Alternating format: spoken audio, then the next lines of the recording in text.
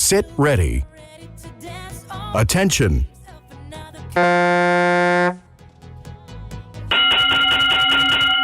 Vale start, False start. Please Näete, stop pinge oli, rolling. kuna tegemist oli siin väga olulise, ütleme, stardimomendiga, siis pinge oli nii tugevalt üles kruvitud, et lihtsalt närvid ei pidanud vastu ja toimus vale start. Stop rowing and prepare for the start. Ootame ära, kui ergomeetrid jäävad seisma ja tuleb järgmine.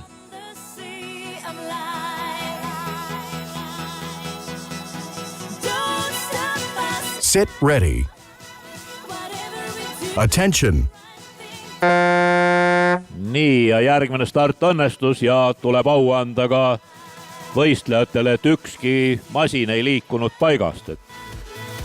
Et siiamaani on kulgenud võistlused nii, et isegi võistkonna võistlusel ei ole sõudemasinad paigast liikunud. See tähendab meisterlikkuse kasvu meie sisespordi alal.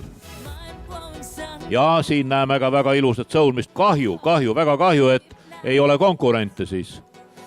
Et ei Sisekaitseakadeemia, ei Eesti kõrgkoolid ei ole siis siiamaani suutnud omale neid neljaliikmelisi võistkondasid välja panna, nii et jah, uhkes üksinduses, kuid ega see ei ole ka mingisugune üllatus. Näiteks 2005. aasta maailmameistrivõistlustel Jaapanis oli ka ainult 2,8 paati, kujutage ette, maailmameistrivõistlustel kergeks kaalus 2,18, Itaalia ja Jaapan, nii et meie siin oma väikeses riigis oleme ikkagi nii-öelda oma taseme ka õigel kohal.